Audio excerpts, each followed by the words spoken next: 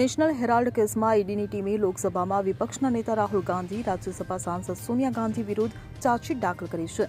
આ કેસમાં સુનાવણી 25 એપ્રિલે થશે. આ મુદ્દો સામે આવતાની સાથે જ રાજકીય ગરમાવો વધ્યો છે. કોંગ્રેસે કેન્દ્ર સરકાર પર બદલાની ભાવનાથી આ કરવાનો આરોપ લગાવ્યો છે.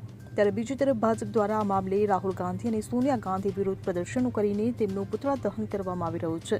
ગુજરાતમાં ભાજપ દ્વારા ઠેર ઠેર વિરોધ પ્રદર્શન કરવામાં આવી રહ્યા છે.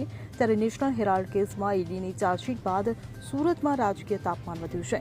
સુરત શહેર ભાજપે નાનપુરા કોંગ્રેસ કાર્યાલય નજીક ઉગ્ર વિરોધ કર્યો હતો, જેમાં સોનિયા રાહુલ ગાંધી વિરુદ્ધ નારા લગાવાયા હતા અને તેમનું પુતળા દહન કરવામાં આવ્યું હતું. આ વિરોધ પ્રદર્શનમાં ભાજપ અધ્યક્ષ પરેશ પટેલ અને મેયર દક્ષિશ માવાણી સહિત મોટી સંખ્યામાં કાર્યકરો ઉપસ્થિત રહ્યા હતા.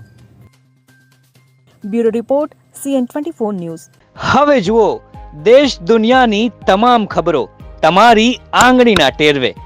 ઉઠાવો મોબાઈલ અને Google Play Store પરથી ડાઉનલોડ કરો અમારી CN24 ન્યૂઝ મોબાઈલ એપ.